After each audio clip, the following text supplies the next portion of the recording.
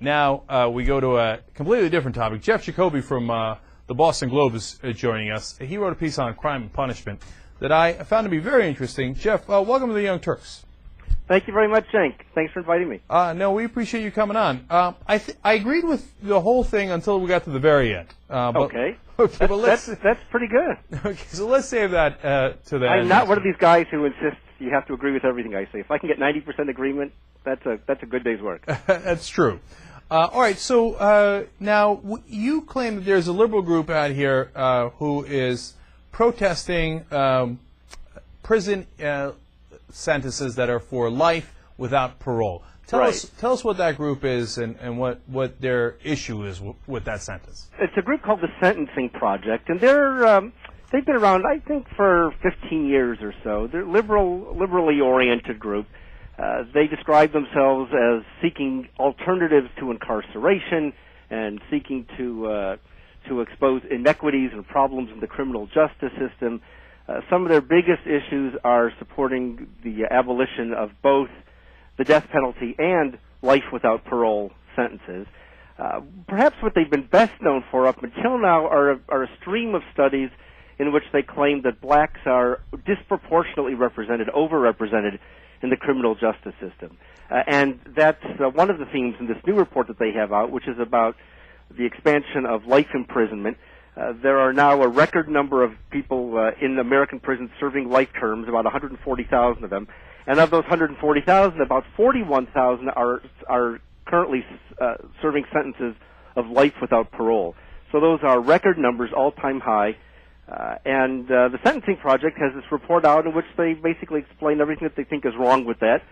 And I wrote a column suggesting that as troubling as it might be to see a lot of people behind bars, the fact is when you lock up criminals, you have a lot less crime. And one of the things that we've experienced in this country over the past 15, 20, 25 years is a remarkable decrease in crime.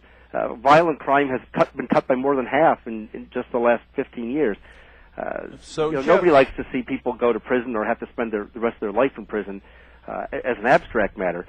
But when you look at the nuts and bolts reality of what that leads to, it has made the United States a much safer country. All right, so Jeff, let's get the things we agree with out of the way first, so we can have fun on the parts we disagree with, or might disagree with. Okay, so number one, the number of inmates that are have sentences where they're in prison for life without parole is 41,000 people. That's 1.8% of all inmates. Right. I don't see that as a particularly high number. I didn't either. Now, it's interesting. In this report, the very first line of their report says there are more than 2.3 million people incarcerated in prisons or jails throughout the United States, which is true. There are 2.3 million people in prisons and jails, both state and federal.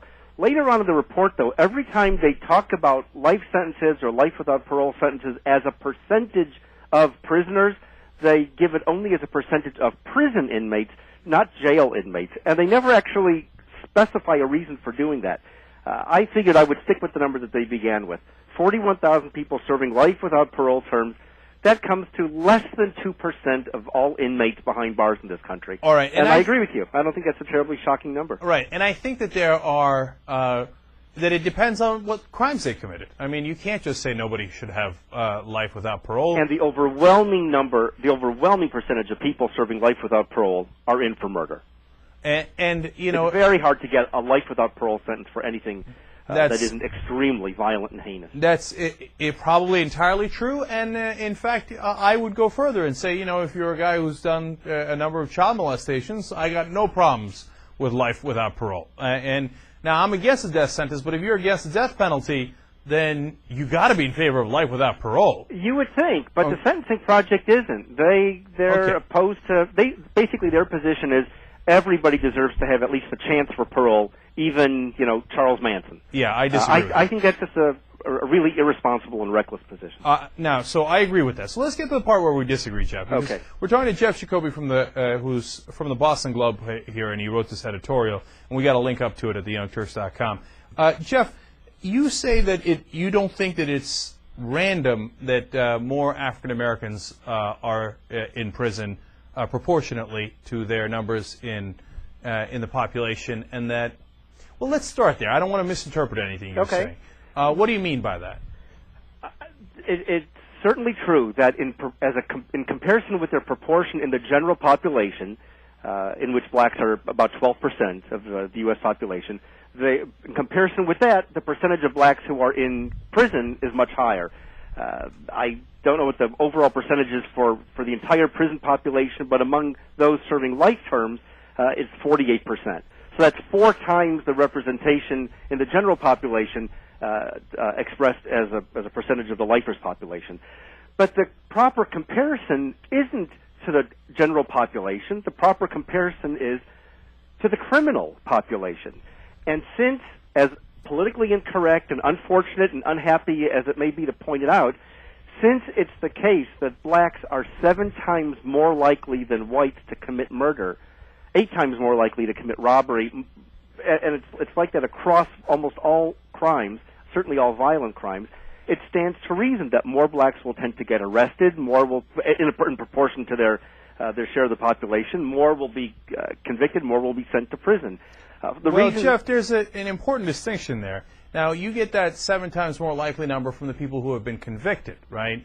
But whether a black man gets convicted as opposed to a white man might be an issue of race, certainly in the history of America and certainly in some districts in America. Wouldn't you concede that might be a possibility? The number doesn't come from convictions. The number comes from crime reports.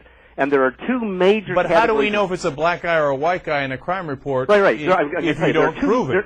There are 2 major categories of crime statistics that are gathered. One is based on official police reports and reports filed by cities and states and counties. The other is called the National Victimization Survey, and it's an ongoing survey by the Justice Department. They survey tens of thousands of people every year, and they use those victimization surveys to determine, or at least to get a close estimate of how many people have experienced crime of one kind or another, facts relating to those crimes, and one of those facts is who was the perpetrator, who was the offender.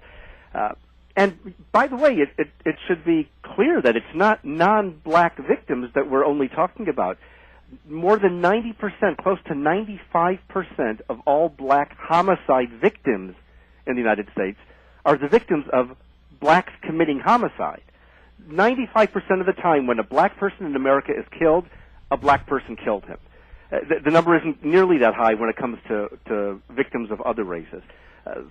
So you're getting it from the victim reports. That's that number of 7 times more likely, et cetera.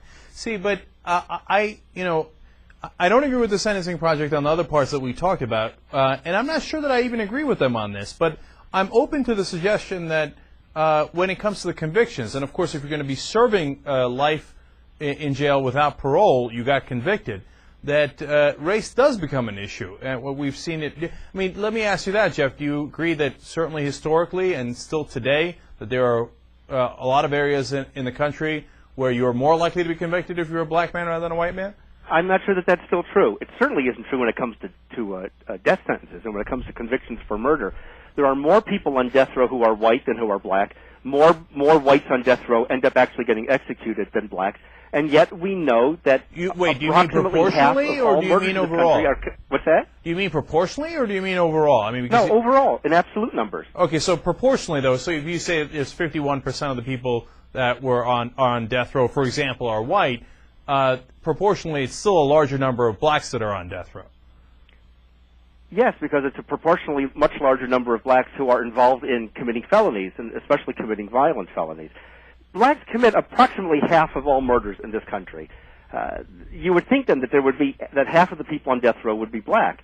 It isn't. It's less, so that if anything, the disproportion is in the other direction. Whites are overrepresented on death row in comparison with their share of the population of murderers. And when you talk about historically, there's obviously no question. The United States has a long and troubled history of race, and it lasted well into the 20th century in places where it was pervasive. But I don't think you can reasonably make the argument anymore that black people are convicted of murders that they don't commit. If it happens once in a while, it's not happening because of race. It's happening because of some screw up in the criminal justice system. Jeff, I think you could make that argument. I watched the 60 Minutes report, for example, last year, where Dallas finally came out and said, yes, we've been prosecuting black guys for a long, long time that were completely innocent because of gross prosecutorial misconduct, and that was until very, very recently. So I think to think that problem is solved is way too much of a blanket statement. We only have a minute left here, but Jeff, why do you think then the blacks are committing more crime? I mean, to me, I see it as a socioeconomic thing, and then on the conviction side, I'm open to the question of whether there's some prejudice still in the country. What's your thought on that? I don't buy the idea that it's economic. I don't think that poverty causes crime. If that were true, then the Great Depression would have seen the greatest crime spree in American history. As I look at it, I don't think there's any question that the chief problem in the black community is not white racism, and it's not the legacy of slavery or any of that. It's the collapse of stable family life. The fact that 70%, 75% of black kids are born out of wedlock or grow up in homes without fathers, that they don't come from intact family backgrounds. Everywhere that the research has been done, that's been shown to be a recipe for violence and instability and disorder. That, I think, is the biggest problem in black life in America, and it can be overcome, just as other problems have been overcome. But the first step in overcoming it is to face the facts. It's a damn shame we've run out of time. But Jeff Jacoby from the Boston Globe, thank you for coming on for obviously an interesting conversation. Thanks very much, Jane. All right, Young Turks.